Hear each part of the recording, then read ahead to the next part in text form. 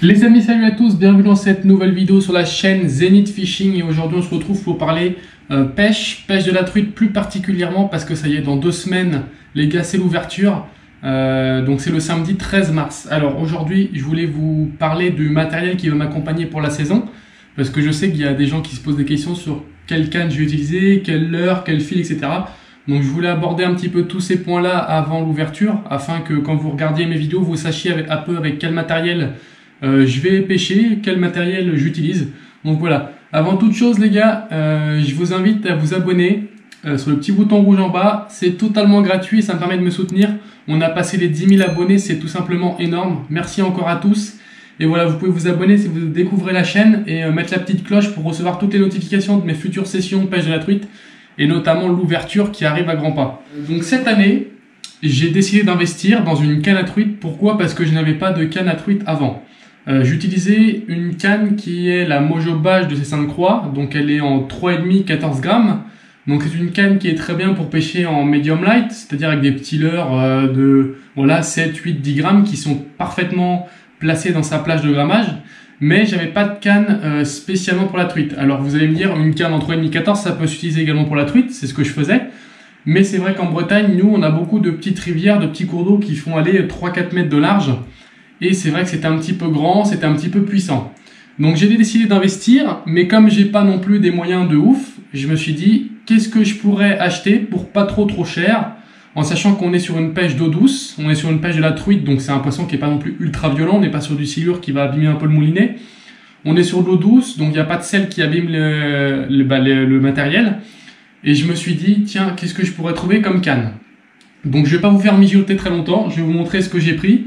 Et on va détailler un petit peu quelles sont les caractéristiques de cet ensemble. Donc voilà les gars, je me retrouve avec la canne que j'ai achetée pour le prix. Alors, canne, moulinet et fil, qui là en l'occurrence est un nylon, j'en ai eu pour 125 € les gars. Donc c'est vraiment pas cher. Alors c'est sûr qu'il y en a qui vont dire 125 €, ça reste cher.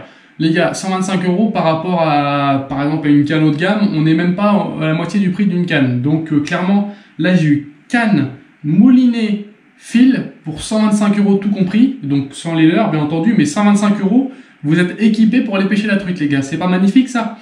Alors, la canne, c'est une Daiwa Presso. Donc, la marque Daiwa, le modèle Presso iPrimi, on est sur la 602L. Voilà. Ceux qui veulent retrouver le modèle, vous tapez sur internet ou je vous mettrai dans la description également. Daiwa Presso iPrimi 602L. On est sur une plage de puissance de... Attention de ne pas l'abîmer quand même. On est sur une plage de puissance de 2,8 grammes. Donc c'est parfait pour ce que je veux faire. Parce que ce que je vais utiliser comme leurre, ça va être des petits leurres durs, des petites cuillères entre 2 et 8 grammes. Donc on est parfaitement bien placé. Et on est sur une longueur de 1,83 m. 1,83 m, c'est parfait parce que, comme je le répète, on est sur des cours d'eau, moi en Bretagne, là où je pêche, qui font aller 3, 4, 5 mètres de large. En général, parfois, je vais pêcher des cours d'eau qui font 10-15 mètres, mais c'est très rare. Et là, 1,83 m, ça va me permettre, dans les petits cours d'eau, de pouvoir passer sous les branches, de pouvoir faire des petits lancers sans me prendre le fil dans les branches. Et ça, c'est quand même très agréable de pouvoir maîtriser ce qu'on fait, surtout au lancer. Donc voilà pour les caractéristiques primaires de la canne. Ensuite, bon, je peux pas trop vous montrer l'action, mais on est quand même sur une action assez fast. C'est-à-dire que la canne est quand même assez raide en pointe. C'est-à-dire que quand je vais lancer, eh ben, la pointe, ça va pas être parabolique, elle va pas se plier énormément. On est sur une pointe très rapide. Donc moi, c'est vraiment le genre d'action que j'adore parce que quand je vais lancer ma petite cuillère sur un tout petit lancer, la pointe va répondre très vite et ça va propulser ma cuillère assez loin. Et ça, j'adore. Même au niveau des sensations, quand on ramène le poisson, quand on a un combat, j'aime bien avoir une pointe assez sèche. Je trouve que même sur les attaques, ça permet de renvoyer l'information directe. Alors sur une canne un peu plus parabolique, qui va se plier un petit peu plus au niveau du mi-blanc et la fin du blanc, j'aime moins. Après c'est personnel, mais voilà, sur des petits gros, sur des petits lancers, j'aime bien que ça soit assez fast pour pouvoir projeter mon leurre, et même sur les attaques, c'est plutôt assez éclair et ça me permet de bien contrôler ce que je fais. Donc moi, voilà, c'est ce que j'aime.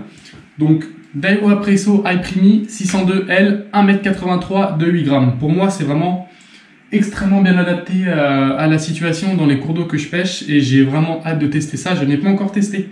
Donc là, j'ai vraiment hâte à l'ouverture et de prendre les premières truites là-dessus parce que je pense que ça va être vraiment exceptionnel. Au niveau du moulinet, les gars, on est sur un Daiwa aussi. Donc c'est une marque que j'affectionne quand même pas mal. Sur pratiquement tous mes moulinets, on est sur du Daiwa, sauf mon moulinet casting qui est en Abu Garcia. Donc on est sur un Daiwa Ninja. J'ai décidé de le prendre en 2000. Alors 2000 sur le conseil de personnes qui pêchent un petit peu plus la truite que moi, mon poteau Quentin. 2000, il m'a dit que c'était peut-être un petit peu mieux de partir sur 2000 parce que j'ai mis un nylon. Et c'est vrai que sur le nylon, ça a une certaine mémoire de forme le nylon par rapport à la tresse. Et si je partais sur un 1000, la bobine aurait été encore plus petite. Et déjà que sur un 2000, la bobine est assez petite, donc sur un 1000, elle est tellement petite que le nylon, il va faire des spires encore plus petites et c'est un peu plus embêtant. Donc je trouvais l'argument très bien placé. Du coup, j'ai décidé de partir sur un 2000. Donc un super moulinet. Bon, on est sur de l'entrée de gamme de chez Daiwa, mais c'est très bien, ça suffit. Comme je l'ai dit, on est sur une pêche de la truite, c'est pas un poisson qui est violent, c'est pas un poisson qui va venir me tordre l'axe du moulinet. Si j'en prends soin et que je tire pas comme un bossu, normalement il devrait me faire, je sais pas, 3-4 saisons faciles, avec un petit entretien annuel, et c'est parfait. Donc voilà, un petit moulinet en 2000, avec un ratio de 79 je crois, donc c'est plutôt pas mal.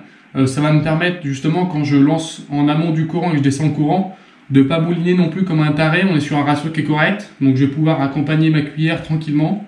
Donc voilà, un petit moulinet qui se prête bien avec la canne. On a un ensemble très léger, bien équilibré. Vous voyez, mon point d'équilibre juste après le moulinet, donc c'est parfait. J'ai vraiment hâte de tester ça. En plus, je trouve que la canne est vraiment superbe avec les petites poignées de liège, le moulinet rouge. On est vraiment très bien. Vous voyez l'action, les gars. Je me mets un petit peu plus bas. Je mets un peu l'angle que j'aurai en action de pêche. Et ça, j'adore. Voilà, on a vraiment le dernier tiers de la canne qui plie. Et ça, c'est vraiment l'action que je kiffe. C'est vraiment trop bien. Au niveau du fil, les gars. Donc, pareil, sur conseil de mes collègues, j'ai décidé de partir sur un nylon cette année. Vous auriez pu le voir dans les dernières vidéos. J'étais vraiment que en tresse. Parce que c'est vrai que la canne me servait également pour pêcher d'autres poissons. Donc, je préférais mettre en tresse. Mais c'est vrai qu'ils m'ont aussi motivé à mettre du nylon parce que c'est vrai qu'en plus, encore pire, parce que je pêche des petits cours d'eau. Et sur les petits cours d'eau, on a peu de marge de manœuvre, on est sur des petits lancers, c'est très court. Et quand les truites font des petites attaques éclairs, c'est vrai qu'il y a beaucoup de ratés en tresse, parce que ça laisse peu d'élasticité à la ligne. Et du coup, les truites se piquent pas forcément. Là, du coup, sur leur conseil, j'ai mis un petit nylon de la marque, c'est un nylon Varivas. Alors, je l'ai mis en 20.5, en 20 centièmes. Bon là je les ai pas trop écoutés parce qu'ils me conseillaient plus de partir sur le 17-18 centièmes. Bon moi c'est vrai que je préfère partir sur un petit peu plus costaud. C'est la première année que je pêche en nylon, donc je me suis dit bon je vais peut-être pas trop descendre tout de suite. Donc je suis parti sur un 20.5. Donc voilà, un petit Varivas en 20.5, ça va être super. C'est quand même assez fin, on va pas se cacher, mais c'est vrai que j'aurais pu partir sur du 17-18. Donc n'hésitez pas à descendre si vous êtes un petit peu plus adepte du nylon. 17-18 sans problème. Donc voilà, ils m'ont dit que j'aurais peut-être un petit peu plus de marge de manœuvre, surtout dans mes petits cours d'eau, dans mes petites rivières là. Et ça va amortir un petit peu plus le choc et les attaques des truites et j'aurai beaucoup moins de ratés. Et ça sera beaucoup plus efficace à la touche et normalement je devrais avoir beaucoup moins de ratés. Donc j'ai hâte également de tester ce petit nylon sur les truites et voir si ça me permet de rater moins de poissons. Parce que c'est vrai que je me suis rendu compte que sur les petits cours d'eau, des fois, j'avais pas mal d'attaques, je faire rater des fois une fois sur deux. Donc c'est vrai qu'en nylon, j'espère que ça va aller m'apporter 2 poissons sur 3 au moins quoi. Alors au niveau des leurres les gars, un truc qui est vraiment essentiel aussi après la canne et le moulinet.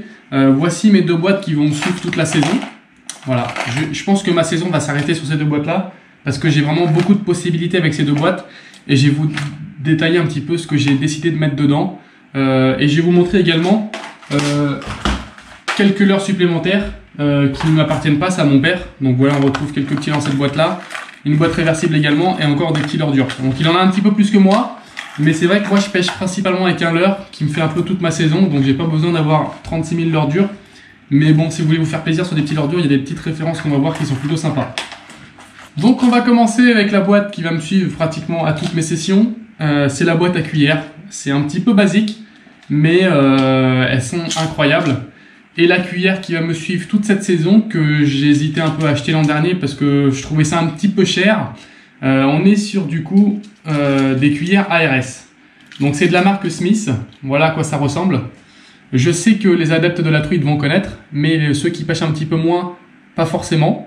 Donc cuillère ARS de la marque Smith. Donc elles existent en plusieurs grammages, en 2,4, 3,1 et 4,2 grammes je crois, quelque chose comme ça, il doit y avoir 3 ou 4 grammages, en beaucoup de couleurs. Donc là par exemple, j'ai des cuillères coloris un peu vert jaune, j'ai des coloris un peu plus noirs, mais également coloris argentés. J'ai également le coloris jaune qu'on a vu juste avant. Enfin, vous trouvez beaucoup de coloris. Donc c'est vraiment la cuillère qui va m'accompagner pratiquement toute la saison. Ça, à toutes les sessions, je vais en dégainer une parce que c'est très efficace la cuillère. On peut facilement contrôler la hauteur d'eau à laquelle on pêche. On peut faire des petits lancers précis. Enfin, ça va être vraiment génial. Et j'ai également une deuxième cuillère que j'affectionne tout particulièrement. C'est la cuillère Panthère Martin. Donc elle ressemble un petit peu à la RS. Donc voilà, cuillère Panthère Martin P.Martin. Vous pouvez la retrouver souvent dans vos boutiques. Elle est également très bien. C'est une cuillère qui m'a accompagné toute la saison dernière. Et je vais peut-être moins l'utiliser cette année parce que c'est vraiment laisser place aux ARS. Alors les ARS, pour l'instant, je les ai laissées en triple. Peut-être que j'en montrerai quelques-unes en simple pour voir un petit peu la différence.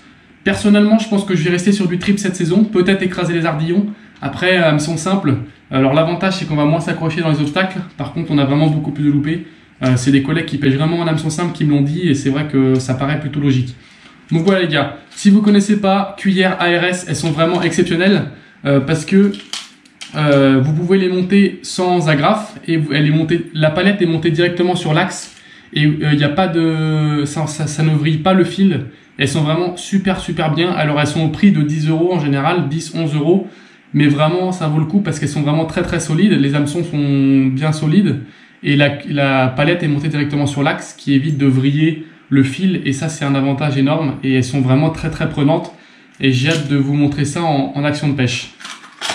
Ensuite ma petite boîte de leurre dur que j'adore parce qu'elle est plutôt sympa, plutôt réversible comme ça, c'est des très bonnes boîtes, on les met dans le gilet, ça bouge pas.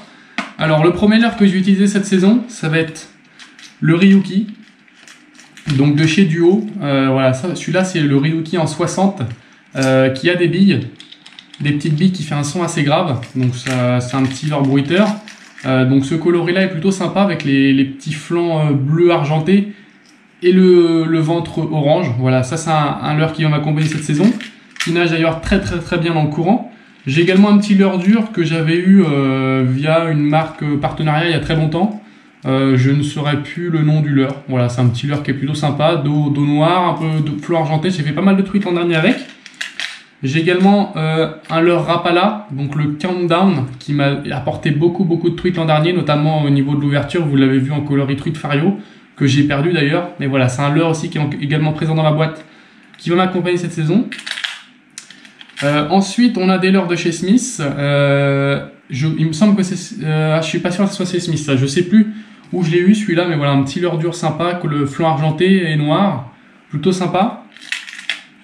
Un leurre également qui m'a accompagné beaucoup cette saison et qui m'a accompagné l'an dernier, que je n'ai pas perdu, c'est le Buffet. Voilà, un petit leurre qui est une référence pour la pêche de la truite. Voilà, encore des petits flancs argentés et cette fois on est plus sur du noir-bleu. Voilà, donc c'est un super leurre en toute petite taille là, que j'affectionne beaucoup, qui m'a rapporté beaucoup de truites, notamment dans les petites veines d'eau en petit courant. Là, c'était vraiment génial. Ensuite, on va de l'autre côté et là on passe notamment sur du Smith. Avec un leurre qui est complètement atypique, que j'ai hâte de tester, que j'ai jamais testé, c'est le BTK Swimmer. Voilà, un petit leurre complètement atypique par sa forme, avec l'hameçon triple derrière. Je pense qu'il peut être sympa à utiliser dans les petits trous, des petits trous d'eau là, où on le dandine tranquillement un petit peu sur une pêche de tocleur. Ça peut être super sympa, donc ça j'ai hâte de le tester en vidéo parce que je pense que ça peut faire du fish et j'ai hâte de voir ce que ça donne. Ensuite, on a un petit leurre qui est le leurre, je pense, qui plonge le plus de ma boîte cette année.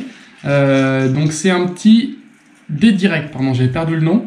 Voilà, avec des coloris vraiment hyper bien faits, je trouve. Voilà, on est sur des petits flancs encore argentés, orangés, avec un peu de noir, des points, un peu imitation truite Fario.